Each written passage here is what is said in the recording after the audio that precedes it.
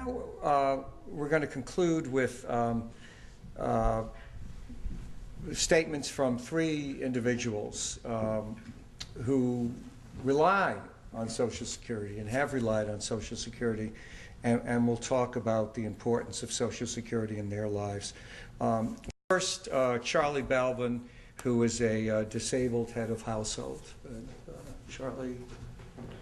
My name is Charlie Balvin. I'm 55 years old, 56 this coming January. 3 years ago, this coming month, I became disabled. After managing to work 30 years in the sheet metal trade, I started collecting the disability benefit from Social Security 2.5 years ago.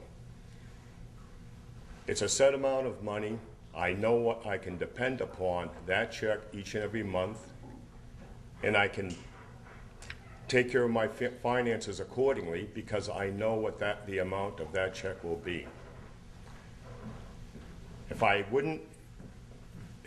wasn't collecting that check, I know for a fact, knowing what my household finances are, that I probably would have lost my home, more likely than not. I've got a son, Nicholas, who all through high school was on the National Honor Society, did a lot of community service and so on, in preparation to go to college. Pretty much a straight A student. If it wasn't for Social Security helping me out, my son today, instead of being in his freshman year of college, wouldn't be in college, wouldn't be able to go to school. Once again, I've got to state that that monthly benefit is something I can depend upon. I know what that amount is going to be. If it went to privatization, I wouldn't be able to manage my budget because I wouldn't know what my income was month by month. I would probably be at a loss like so many other people are today that have 401ks. Thank you. I think you said a lot, though. Thank you. Our next speaker is Marge McClellan, who's a retiree. Good morning. When I was about mid-30s, I restarted my life. I went through a divorce, and I was on my own with my 2 daughters to raise, and in high school education.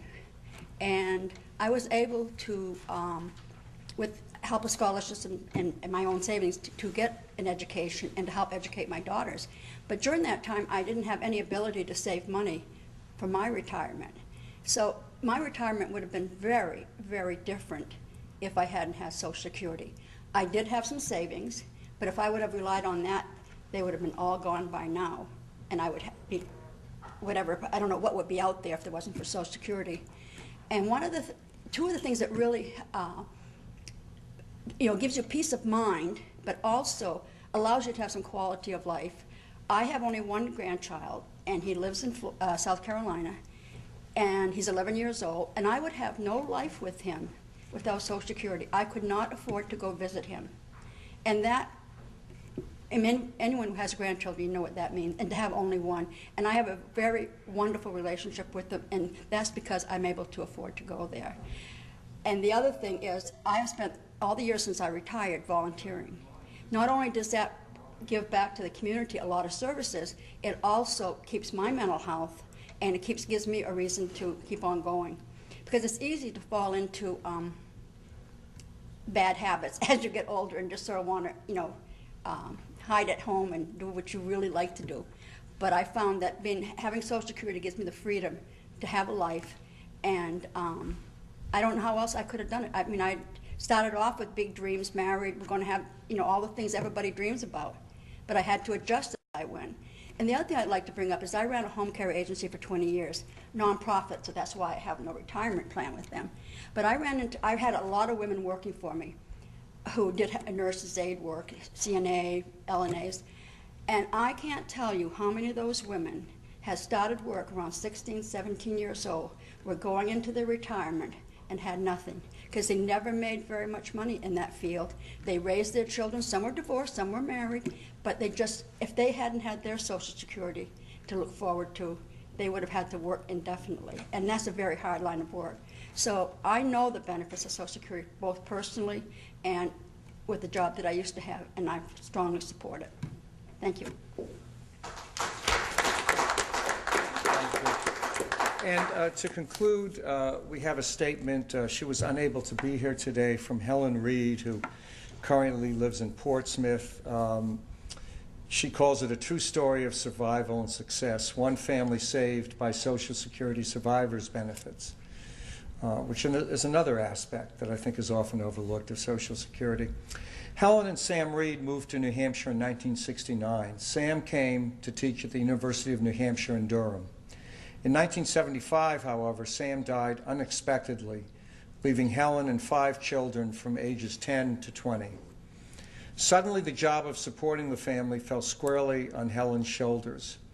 At the time, she was not working for pay, but rather working at home, raising the 5 children.